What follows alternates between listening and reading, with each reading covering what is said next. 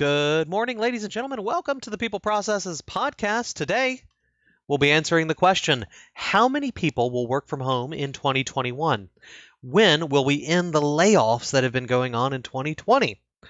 A great survey has been done on this. A majority of North American employers expect that most of their furloughed workers will return to work by the first quarter of 2021. In fact, it's a highly overwhelming percentage. However, this is what's interesting. Relatively few employers expect this to be the case for the laid off employees. Although employers expect to have significantly more remote workers in the future compared with last year, many have yet to develop policies to encourage work from home. These are among the top findings from a Willis Towers Watson latest COVID-19 employer survey. We'll go through them in just a second. Before I do, please take a moment, like, subscribe, drop a comment. I'd so appreciate it. And head over to peopleprocesses.com. Make sure you're subscribed on there. So, according to the survey, 55% of respondents expect most, or at least 3 out of 4, of their furloughed employees to be back by the first of next year.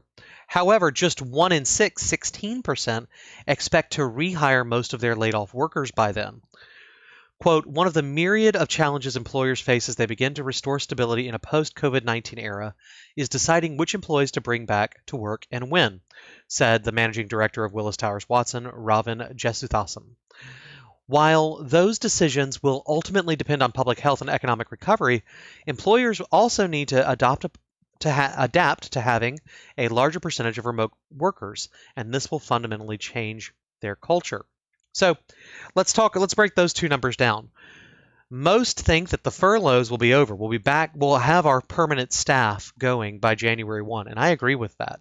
The people who aren't back by January 1, very few think they're going to be coming back. In fact, those who have been terminated or laid off, only 16% that the majority of them would be back by January 1. So that's important to know.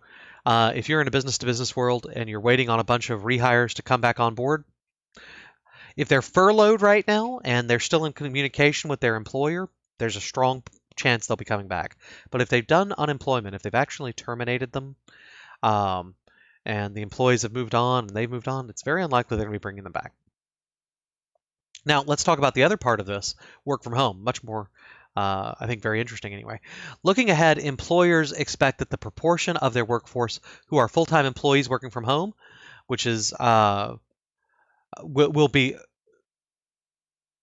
the proportion of the workforce who are full-time employees working from home is currently 44%, and they expect that it will be less than half of that, 19%. Now, 19% only sounds like a little, but that's 3 times what it was last year. So in 2019, 7% of the full-time workforce worked from home. Currently, 44% do, and the expectation in 2021 is about a fifth, 19% will. If 1/5 remain working from home, that's a huge amount of full-time workers. Despite the expectation, though, of a greater proportion of employees working from home, many employers have not yet taken steps to address the shift in any way. Less than 2 in 10 employers have changed policies to encourage more remote work, although 60% are planning to do so. Only 2 in 10 have provided tools and resources to employees who may work remotely long-term, although 2/3, 66%, are planning or considering do so. And just 1 in 10, 10%, have acted to offer employees subsidies to manage costs of working remotely, while nearly 3 times as many, 30%, are planning or considering doing so. Employers, however, are making changes to how work is being done because of the pandemic and its subsequent economic effects. 8 in 10 employers, 79%, made adjustments to reflect the new protocols in terms of operations, while more than half, 58%, adjusted the definition of the role of the workforce and what should be primarily done on-site versus remotely. And 3 in 10 employers made changes to move work to different jobs. So they kind of split up, hey, these are at-home jobs, these are not. Quote, the pandemic is forcing employers to rethink virtually every aspect of how work is being done and how to reward this work, said Catherine Hartman. She's the North American Rewards Practice Leader for WTW, Willis Towers Watson. With many companies planning to accelerate their reliance on automation and remote workers, the focus on how work gets done will become paramount.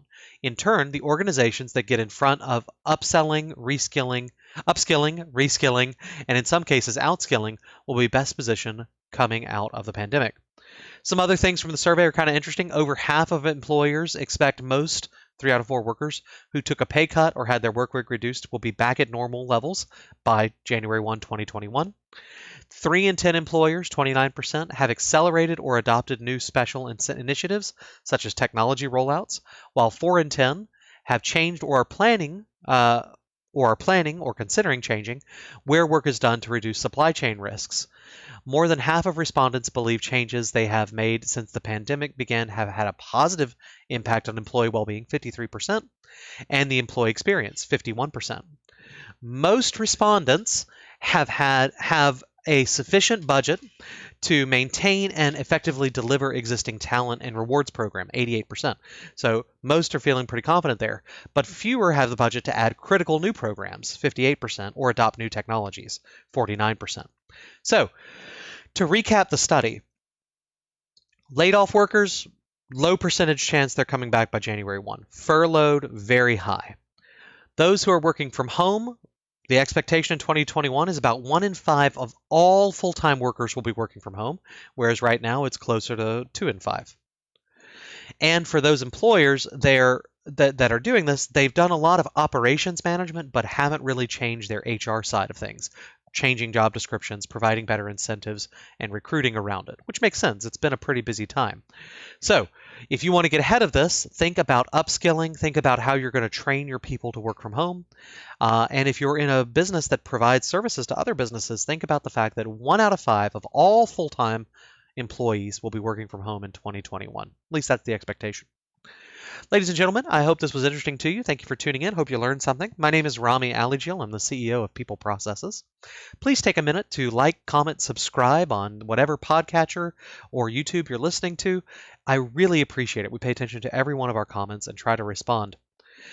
Go to peopleprocesses.com, reach out on there, subscribe. If you have any questions, we'd love to hear from you. Now it's time for you to go out there, have a great day, and get your work done. I'll see you tomorrow.